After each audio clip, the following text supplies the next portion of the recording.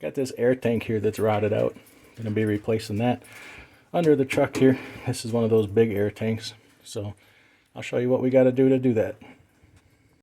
All right, up here on top of the tank we got these two fittings that I got to release here, and then one up in here, if you can see that, and then all the way on the end here I got that elbow, and then I just can pull this plug out, this drain here, when I get the tank out. I'm gonna get the tank out and then work on this out on a table.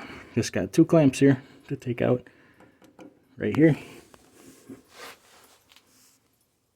and right down there. This is real crowded down here, so I'll show you everything when I get it out. All right, took about 10 minutes or so to get the old tank out here. Got it sitting next to the new tank. So what I got to do, I bought mostly new fittings, as many as I could get on short notice here. The plug for this end of the tank, and then I just got to swap. I got that fitting new, I got that fitting new. This one I could not find, so I got to swap that over here, and then this, and then this fitting here over to the top there, and then the drain plug over to this bottom one here. Alright, new tank is ready to go on. I did pick up some wrong fittings. So the plug I picked up for this end was 3/8, needed 1/2 inch, my bad.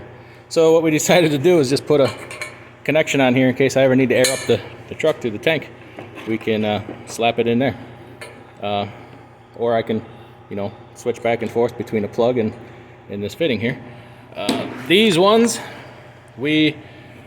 I got the right one for this one here, but then this one I thought we needed a 1/2 inch, or I needed a 5/8, and then this one is 3/4 instead of 1/2 inch. One thing about owning a glider kit, diagrams don't always show what you need when you look up parts. Now this is a truck part, so that really shouldn't have anything to do with being a glider, but hey, that's what it is. And on the end here, we ended up just putting the old elbow back in, because once again he gave us 1/4 inch and we needed 3/8. So I can always change these later. It doesn't hurt to have a bunch of extra fittings in your possession, because you use these things different places. And then I did replace the drain here. New drain did not come with a cable, so I'll rig one up on there. Now is going to come the hard part of, it's getting dark here, you can start to see, getting this 4-foot long tank back up under the truck and lift it up into position by myself. That's the tricky part. This one, of course, would fall right out. Boy, when I was loosening the clamps, this tank was just disintegrating. More than just paint. We got layers of rust here. It was time to go. So I guess I got to get this new one up into place, figure it out. That could take me some time.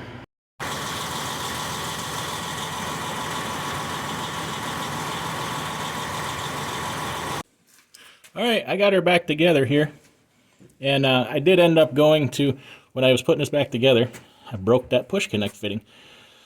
So I went and tracked down a 45-degree one here, so that doesn't, that works better actually, fits nice. Still couldn't find this big baby here, not on a Sunday night anyways. And then the new one up there. So we fired it up and no leaks.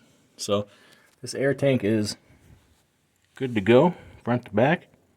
Job complete, and we can hit the road. If you like this kind of thing, hit the like button, subscribe, and we'll see you next time.